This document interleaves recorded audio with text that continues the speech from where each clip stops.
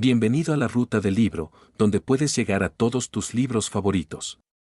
Recuerda darle like y activar la campanita para que no te pierdas ningún capítulo.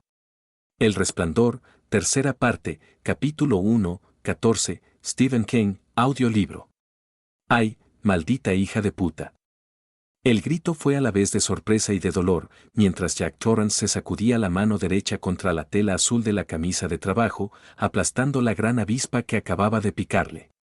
Después se apresuraba gateando cuanto podía por el tejado, mirando por encima del hombro para ver si las hermanas y hermanos de la avispa no se le venían encima para atacarlo desde el panal que acababa de descubrir.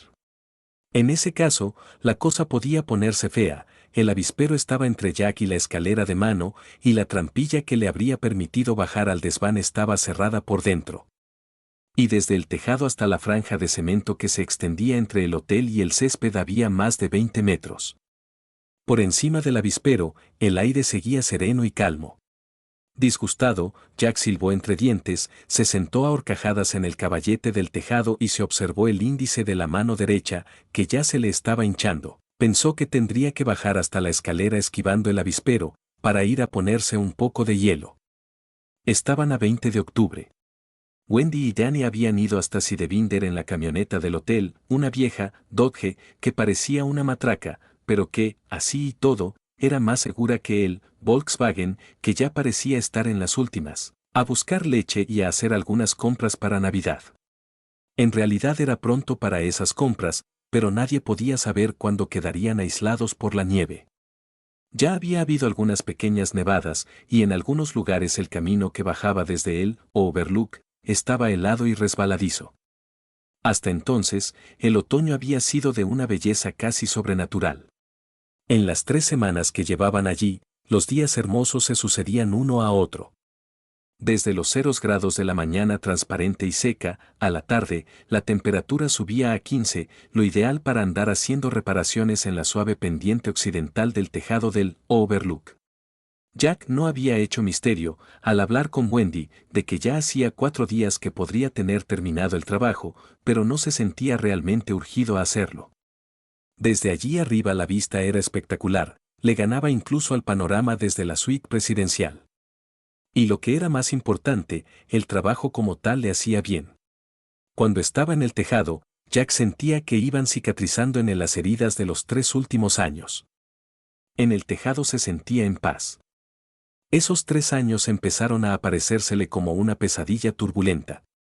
Las tejas de madera estaban muy podridas, algunas arrancadas completamente por las tormentas del invierno anterior. Jack las había retirado todas, gritando, «¡Bomba va!», antes de dejarlas deslizar hacia abajo, no fuera a hacer que Danny anduviera por allí y lo golpearan. Cuando la avispa le picó, Jack estaba arrancando las tejas estropeadas. Lo irónico del asunto era que él mismo se lo había advertido cada vez que se subía al tejado, «Cuidado con los avisperos». Y por las dudas había comprado esa bomba insecticida. Pero esa mañana, el silencio y la paz habían sido tan completos que su vigilancia había aflojado. Había vuelto a meterse en el mundo de la obra que estaba creando, lentamente, a luchar mentalmente con la escena en que pensaba trabajar esa noche. La obra iba muy bien y, aunque Wendy no hubiera hecho muchos comentarios, él sabía que estaba satisfecha. Jack se había quedado atascado en la escena decisiva entre Denker, el director de escuela sádico, y Gary Benson, su joven héroe, y así se había pasado los 6 tristes últimos meses en Stovington. Esos meses en que su avidez de bebida era tal que apenas si podía concentrarse en sus clases, y menos aún en sus ambiciones literarias personales. Pero en las últimas 12 noches, sentado frente a la Underwood, que había tomado en préstamo de la oficina de abajo, el bloqueo había desaparecido bajo sus dedos en forma tan mágica como el algodón de azúcar se deshace en los labios. Casi sin esfuerzo alguno había logrado una penetración intuitiva del personaje de Denker que siempre le había faltado, y en función de ella volvió a escribir la mayor parte del segundo acto, centrándolo en torno de la nueva escena. Y el movimiento del tercer acto, que era lo que estaba rumiando mentalmente cuando la avispa puso término a sus cavilaciones, se le hacía cada vez más claro. Pensó que en un par de semanas podría tenerlo bosquejado, y entonces para Año Nuevo tendría ya pasada en limpio toda la condenada obra. Jack tenía su agente en Nueva York, una testaruda pelirroja de nombre Phyllis Sandler, que fumaba tareitons, bebía Jim Beam en vasos de papel y pensaba que el sol de la literatura se levantaba y volvía a ponerse con Sean O'Casey. Era ella quien había colocado 3 cuentos de Jack, entre ellos el del Squire. En una carta, Jack le había hablado de la obra, que se llamaba La Escuela y en la que se planteaba el conflicto básico entre Denker, un bien dotado estudiante que al fracasar se convertía en el director, no menos embrutecedor que bruto, de una escuela preparatoria de principios de siglo en Nueva Inglaterra, y Gary Benson, el estudiante a quien Denker ve como una nueva versión, más joven, de sí mismo. Phyllis le había escrito expresándole su interés y aconsejándole enfáticamente que antes de sentarse a escribir leyera a O'Casey. Ese mismo año, meses atrás, había vuelto a escribirle preguntándole qué demonios pasaba con la obra. Jack le había contestado sardónicamente que la escuela había quedado indefinidamente, infinitamente, tal vez, suspendida entre la pluma y el papel, en ese interesante gobi espiritual que denominamos bloqueo del escritor. Ahora, parecía que por fin Phyllis podría contar con la obra. Que fuera buena o no, o que alguna vez se representara, ya era otra cosa. Y eso tampoco le interesaba demasiado a Jack. En cierto modo, sentía que la obra misma, lo más importante, era el bloqueo, un símbolo colosal de los años malos pasados en la escuela preparatoria de Stovington, del matrimonio que había estado a punto de hacer naufragar, del monstruoso ataque a su hijo, del incidente en el aparcamiento con George Harfield. Un incidente que ya no podía seguir considerando como una nueva llamarada de mal genio, súbita y destructiva. Ahora, Jack pensaba que parte de su problema con la bebida era fruto de un deseo inconsciente de verse libre de Stovington y de la seguridad de que estaba ahogando todo lo que pudiera haber en el de creativo. Había dejado de beber, pero la necesidad de liberación seguía siendo la misma. Por eso le ocurrió lo de George Harfield. Ahora, lo único que quedaba de esos días era la obra a medio escribir, sobre la mesa que había en el dormitorio compartido por Wendy, y cuando la hubiera terminado y se la hubiera enviado a Phyllis, a ese cubículo que era su agencia literaria en Nueva York, él podría ocuparse de otras cosas. No de una novela, no se sentía en condiciones de meterse en un nuevo pantano del que le costara otros 3 años salir. Pero más cuentos sí, tal vez un libro de cuentos. Moviéndose con cautela volvió a bajar a gatas la pendiente del tejado, hasta más allá de la línea donde terminaban las tejas nuevas, verdes, y empezaba la parte del tejado que acababa de preparar para arreglarla. Se acercó al borde yendo por la izquierda del avispero que había descubierto y se le acercó con desconfianza, pronto a retroceder y bajar rápidamente por la escalera si las cosas se ponían feas. Se inclinó sobre la parte donde había quitado el revestimiento alquitranado y miró hacia adentro. Ahí estaba el avispero, en el espacio que quedaba entre el revestimiento alquitranado viejo y la segunda cubierta de planchas de madera. Y era enorme. Parecía una gran bolsa de papel grisáceo, que en el medio podía medir unos 60 centímetros. La forma no era perfecta, porque el espacio entre el revestimiento y las tablas era demasiado estrecho, pero así todos los bichos habían hecho un trabajo bastante respetable, pensó Jack. La superficie del avispero estaba cubierta de insectos que zumbaban en un lento y continuo movimiento. Y eran de las avispas grandes y malas, no las más pequeñas, con pintas amarillas, que son también más tranquilas. La baja temperatura las tenía atontadas y estúpidas, pero Jack, conocedor de las avispas desde su niñez, se dio por afortunado de que no lo hubieran picado más que una vez. Pensó que si Ullman hubiera hecho hacer ese trabajo en pleno verano, el obrero a quien le hubiera tocado levantar esa parte del tejado se habría llevado una sorpresa de 1000 demonios. Ya lo creo que sí. Cuando una docena de avispas de esa clase se le vienen a uno encima todas juntas y empiezan a picarlo en la cara, los brazos y las manos, y hasta en las piernas a través de los pantalones, entonces es muy fácil olvidar que se está a 20 metros de altura y se salte del tejado mientras intenta librarse de ellas. Y todo por esas cositas que apenas si tendrán el largo de la punta de un lápiz. En alguna parte, en algún suplemento dominical o en un artículo de revista, Jack había leído que el 7% de los accidentes automovilísticos queda sin explicar. No hay fallos mecánicos ni exceso de velocidad, ni alcohol ni mal tiempo. Simplemente un coche que se estrella en alguna parte desierta del camino y el único ocupante, el conductor, muere, incapaz de explicar qué le sucedió. El artículo incluía una entrevista a un agente de policía que pensaba que muchos de esos choques inexplicables se debían a la presencia de insectos en el coche. Avispas, una abeja, tal vez una araña o una polilla. El conductor se asusta y trata de aplastar el insecto o de bajar una ventanilla para dejarlo salir. Tal vez el insecto lo pica, o simplemente, el conductor pierde el control. De cualquiera de las dos maneras, van, y se acabó. Y el insecto, por lo general ileso, se va zumbando alegremente de entre el montón de restos humeantes, en busca de más tiernos pastos. El agente pensaba que al hacer la autopsia de esas víctimas, los forenses debían investigar la presencia de veneno de insectos, recordaba Jack.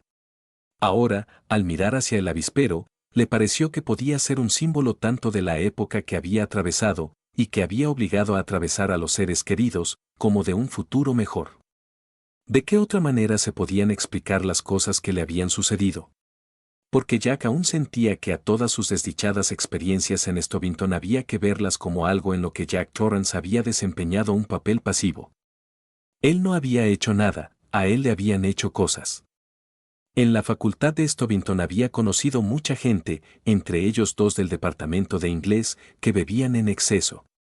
Estaba Zack Tunney, que tenía la costumbre de llevarse un barrilito de cerveza a su casa los sábados por la tarde, dejarlo toda la noche en el patio, bajo un montón de nieve y después tragárselo casi todo mientras el domingo contemplaba partidos de fútbol y películas viejas en la TV. Sin embargo, durante la semana, Zack era tan sobrio como un juez, y un cóctel liviano con el almuerzo era cosa rara. Él y Al Shockley habían sido alcohólicos, que se buscaban uno a otro como dos parias que todavía conservaran el instinto social suficiente para preferir ahogarse juntos, y no cada uno por su lado. Y en un mar todo de arena sin nada de sal. Eso es lo que ocurrió. Mientras miraba las avispas, parsimoniosamente ocupadas en su trabajo instintivo antes de que el invierno llegara para matarlas a todas salvo a la reina, protegida por la hibernación, Jack se sintió capaz de ir más lejos. Él seguía siendo un alcohólico, y lo sería siempre, tal vez lo hubiera sido ya desde la clase nocturna de Sophomore en la escuela secundaria, en que bebió la primera copa. Era algo que no tenía nada que ver con la fuerza de voluntad, ni con que beber fuera moral o inmoral, ni con la debilidad o fuerza de su carácter. Dentro de él había un interruptor roto, o un cortacircuitos que no funcionaba, y Jack se había visto empujado contra su voluntad pendiente abajo, primero lentamente y después a una velocidad cada vez mayor a medida que la presión de Stovington sobre él iba acentuándose. Un gran tobogán aceitado, debajo del cual lo esperaban una bicicleta sin dueño, hecha pedazos, y un hijo con el brazo roto. Jack Torrance había sido un juguete pasivo. Y lo mismo sucedía con su mal genio. Se había pasado la vida tratando de controlarlo, sin éxito. Recordaba que a los 7 años una vecina le había dado unos azotes porque lo encontró jugando con cerillas y él había salido corriendo a tirar una piedra contra un coche que pasaba. Su padre lo había visto y bajó hecho una furia sobre el pequeño Jack, hasta dejarle el trasero enrojecido y un ojo negro. Cuando su padre volvió a entrar en casa, refunfuñando, para ver la televisión, Jack se ensañó a patadas con un perro que encontró en la calle. En la escuela primaria había tenido una veintena de peleas, y más aún en la secundaria. El resultado fueron 2 suspensiones e incontables castigos, a pesar de sus buenas notas. En parte, el rugby le había servido como válvula de escape, aunque Jack recordaba perfectamente que casi no había habido partido, ni momento de un partido, que él no hubiera jugado como si cada maniobra de sus oponentes fuera una ofensa personal. Había sido un jugador excelente durante toda su vida universitaria y sabía perfectamente bien que tenía que agradecérselo o echarle la culpa a su mal genio. Jack no había disfrutado con el rugby, cada partido era una lucha de enconos. Y sin embargo, mientras todo eso pasaba, Jack no se había sentido hijo de perra, no se había sentido vil. Se había considerado siempre como Jack Torrance un verdadero buen tipo, que simplemente tendría que aprender a dominar su mal genio antes de que algún día lo pusiera en dificultades. De la misma manera, tendría que aprender a manejar su condición de bebedor. pero su alcoholismo había sido indudablemente tan emocional como físico, aunque los dos aspectos estuvieran con toda seguridad vinculados muy dentro de él, en profundidades en las que uno prefiere no meterse. Pero no le importaba mucho que las causas, las raíces, estuvieran interrelacionadas o no, ni que fueran sociales o psicológicas o fisiológicas.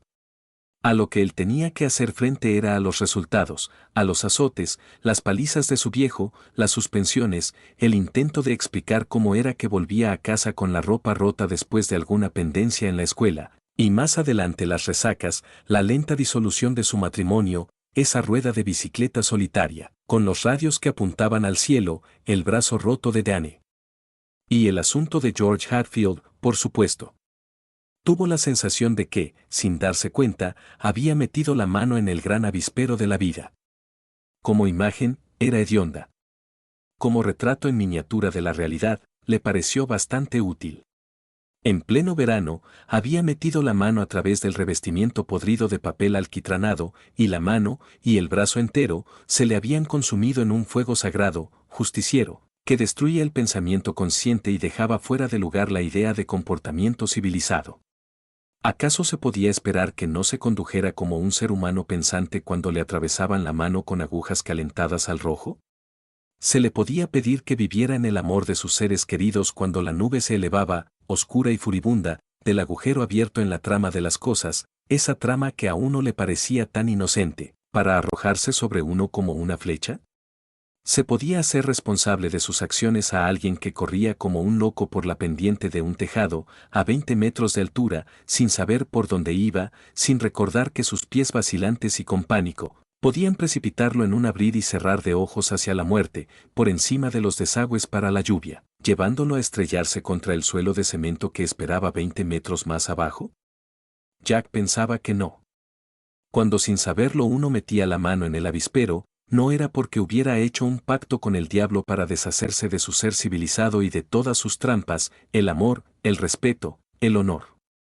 Era simplemente algo que le sucedía. Pasivamente, sin haber tenido ni voz ni voto, uno dejaba de ser un ente mental para convertirse en un ente de terminaciones nerviosas. En 5 segundos, el hombre de formación universitaria se transformaba en un mono vociferante. Después pensó en George Hatfield. Alto y desgreñadamente rubio, George había sido un muchacho de una belleza casi insolente.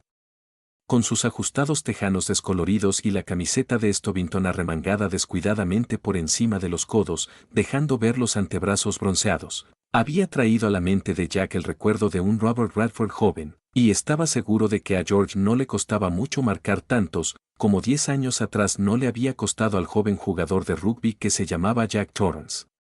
Podía afirmar con toda sinceridad que no se había sentido celoso de George, ni envidioso de su porte, es más, casi inconscientemente había empezado a verlo como la personificación del héroe de su obra, Gary Benson, el contraste perfecto para ese oscuro, gris y envejecido Denker, que tanto había llegado a odiar a Gary.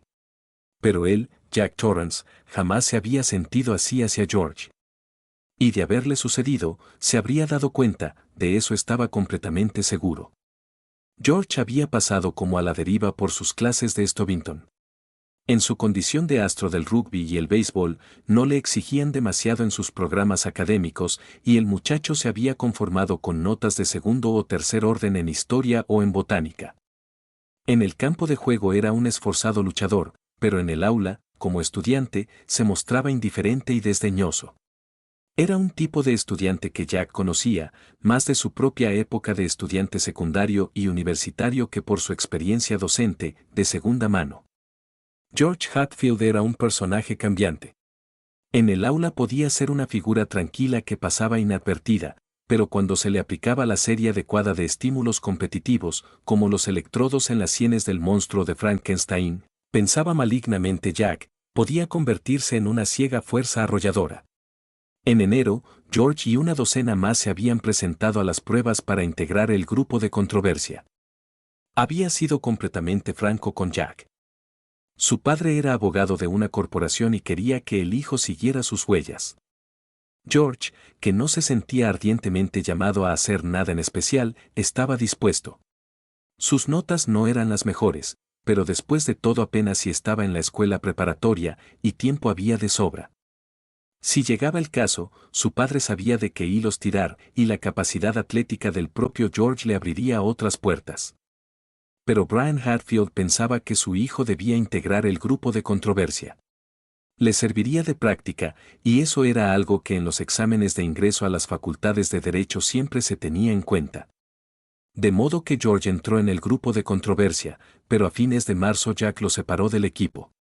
Los debates entre diversos grupos de fines del invierno habían despertado el espíritu de competencia de George, que se preparaba a fondo para las controversias ordenando sus argumentos en pro o en contra de lo que fuera. Poco importaba que el tema fuera la legalización de la marihuana, la restauración de la pena de muerte o la actitud de los países productores de petróleo. George entraba en la discusión con excesivo apasionamiento para que, con toda sinceridad, le importara el punto de vista que defendía, rasgo poco frecuente y valioso, incluso en controversistas de experiencia, como bien sabía Jack. El alma de un auténtico aventurero no difería mucho de la de un auténtico discutidor, a los dos les interesaba apasionadamente el juego como tal. Hasta ahí, todo iba bien. Pero George Hatfield tartamudeaba. No era una deficiencia que se hubiera puesto siquiera de manifiesto en el aula, donde George se mantenía siempre tranquilo y dueño de sí, hubiera estudiado o no, y menos todavía en los campos deportivos de Stovington, donde la conversación no era una virtud y a veces llegaban incluso a echar a un jugador de la cancha por exceso de discusión. Pero cuando George se metía apasionadamente en una controversia, le aparecía el tartamudeo. Cuanto más ansioso se ponía, peor iba la cosa. Y cuando tenía la sensación de estar a punto de demoler a su oponente, parecía que se interpusiera una especie de fiebre intelectual entre los centros del habla y la boca, que lo dejaba helado hasta el toque de campana. Resultaba penoso observarlo. Entonces pienso que hay que decir que en el caso que cita el señor Dorsky pierden vigencia ante las comprobaciones efectuadas en. Sonaba la chicharra y George giraba sobre sí mismo para mirar furiosamente a Jack, sentado junto a ella. En esos momentos la cara se le ponía roja y con una mano arrugaba espasmódicamente las notas que había preparado. Jack había insistido en conservar a George en el grupo mucho después de haber dado de baja a otros alumnos incapaces, en la esperanza de que George reaccionara. Recordaba una tarde, a última hora, más o menos una semana antes de que se decidiera, de mala gana, a darle el golpe de gracia. George se había quedado después que los otros se fueron, para enfrentarse coléricamente con Jack. Usted adelantó el cronómetro. Jack levantó la cabeza de los papeles que estaba guardando en su cartera. George, ¿de qué estás hablando? Yo no llegué a tener los 5 minutos. Usted lo adelantó.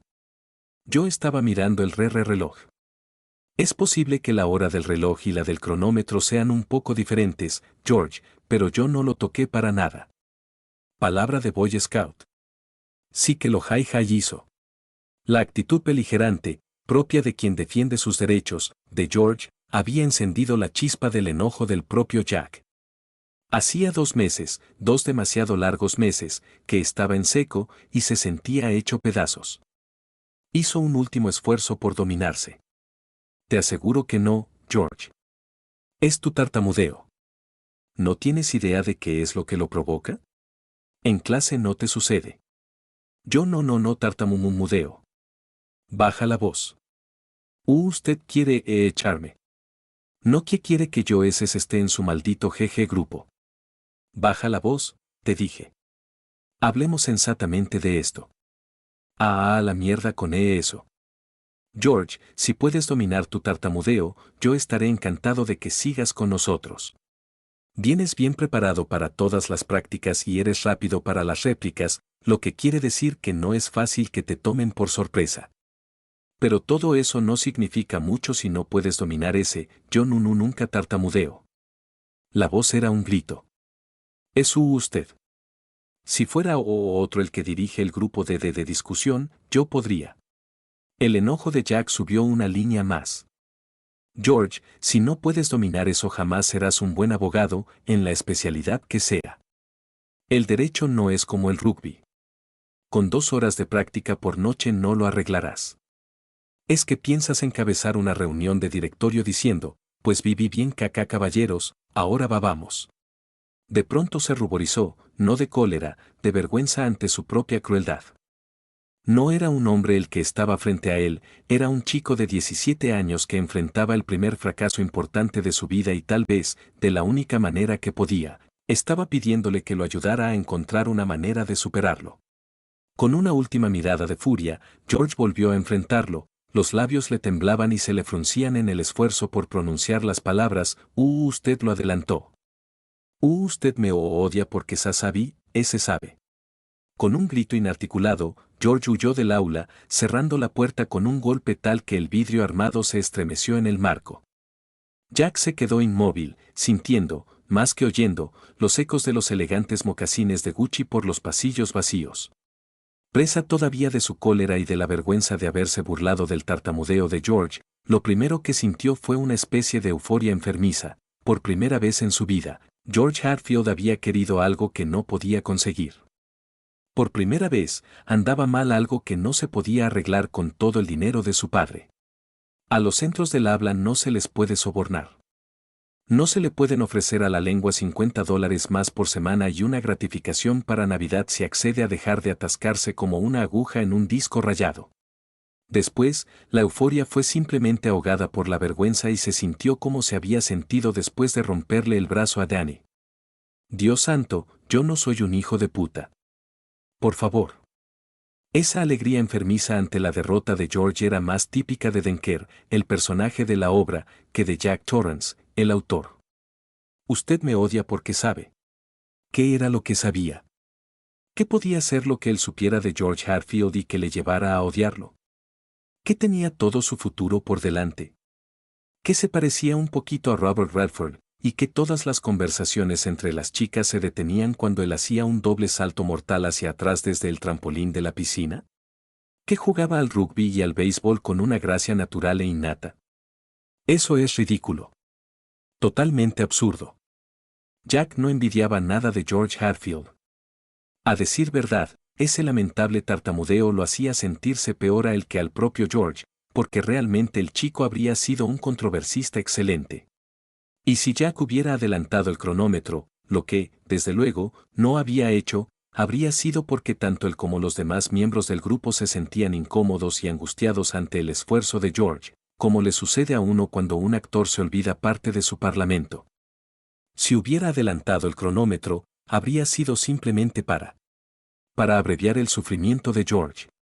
Pero no lo había adelantado, de eso estaba seguro. Una semana más tarde lo separó del grupo, y esa vez con absoluto dominio de sí. Los gritos, las amenazas, corrieron por cuenta de George. Una semana después de eso, Jack fue al aparcamiento, durante la hora de práctica, en busca de una pila de libros que se había dejado en el maletero del Volkswagen y se encontró con George, con una rodilla apoyada en el suelo, el largo pelo rubio cubriéndole la cara, un cuchillo de caza en una mano, haciendo tiras el neumático delantero del Volkswagen. Los dos neumáticos de atrás ya estaban cortados y el cochecito se apoyaba tristemente sobre ellos como un perrito cansado. Jack vio todo rojo, y era muy poco lo que recordaba de lo que siguió. Recordaba un ronco gruñido que, aparentemente, había salido de su propia garganta. Está bien, George. Si lo que quieres es eso, entonces ven aquí a tomar tu medicina. Recordaba que George había levantado los ojos, sorprendido y asustado. Señor Torrance, había dicho, como si quisiera explicar que todo no era más que un error, que cuando él llegó los neumáticos ya estaban desinflados y que lo único que él hacía era limpiar el polvo de las tiras con la punta de su cuchillo de caza, que llevaba encima casualmente y que Jack se le había ido encima con los puños levantados, y sonriendo, le parecía. Pero de eso no estaba seguro. Lo último que recordaba era a George, levantando el cuchillo mientras le decía, será mejor que no se acerque más. Y después, recordaba a la señorita Strong, la maestra de francés, que le sujetó los brazos, gritando, basta, Jack. Basta, que va usted a matarlo. Jack miró en torno de sí, parpadeando estúpidamente. Ahí estaba el cuchillo de caza, brillando inofensivo sobre el asfalto del aparcamiento, a 4 metros de distancia. Estaba su Volkswagen, pobre trasto vapuleado, veterano de tantos ebrios paseos nocturnos, descansando sobre 3 neumáticos desinflados. Vio que tenía una abolladura nueva en el guardabarros delantero, a la derecha, y que en medio de la abolladura había algo que parecía pintura roja o sangre. Durante un momento se quedó perplejo, pensando, Cristo, lo atropellamos después de todo, en aquella otra noche. Después sus ojos se enfocaron en George, tendido sobre el asfalto, parpadeando aturdido. El grupo de controversia había salido a ver qué pasaba y estaban todos amontonados en la puerta, mirando fijamente a George, que tenía sangre en la cara, de un magullón que no parecía grave. Pero también le salía sangre de un oído, y eso podía significar una conmoción. Cuando George intentó levantarse, Jack se soltó de las manos de la señorita Strong para ir hacia él. George se encogió. Jack le apoyó ambas manos en el pecho y lo obligó a tenderse. «Quédate quieto», le dijo. «No trates de moverte». Se volvió a la señorita Strong, que los miraba horrorizada a ambos. «Por favor, vaya a buscar al médico de la escuela», le pidió. La muchacha se dio la vuelta y salió corriendo. Entonces Jack miró a los integrantes del grupo, los miró en los ojos, de nuevo dueño de sí, recuperado el dominio de sí.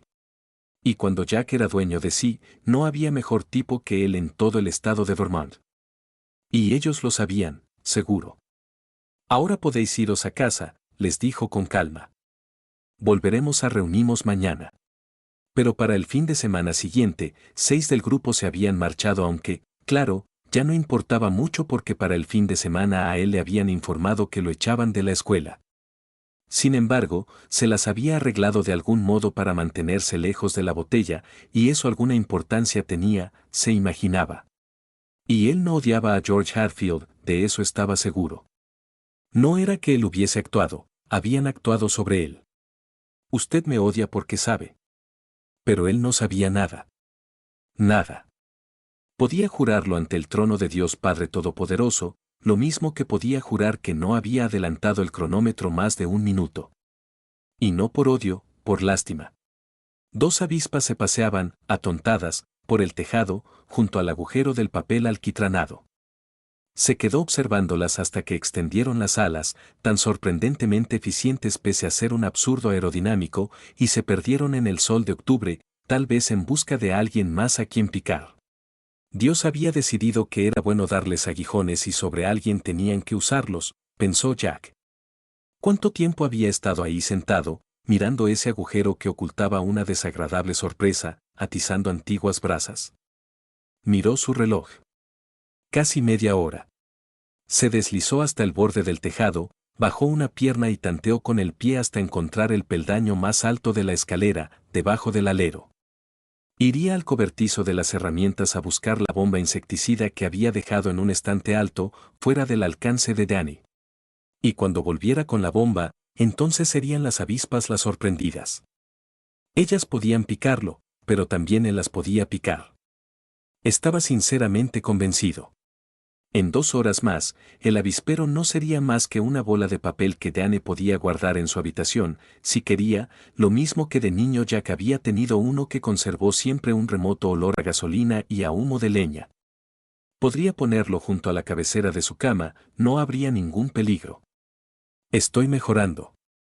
Aunque no había tenido intención de decirlo en voz alta, el sonido de su propia voz, confiada en el silencio de la tarde, lo tranquilizó. Claro que estaba mejorando. Era posible pasar de una situación pasiva a una activa, hacerse dueño de aquello que había estado a punto de llevarlo a la locura y tomarlo como un premio, como algo que no pasaba de tener un interés académico.